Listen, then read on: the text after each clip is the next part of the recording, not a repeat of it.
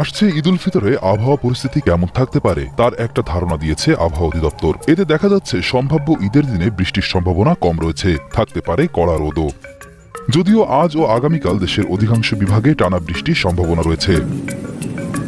৭ April আবহাওয়া অফিসের দেওয়া তথ্য মতে ৭ ও ৮ এপ্রিল দেশের অধিকাংশ বিভাগে বৃষ্টি হতে পারে।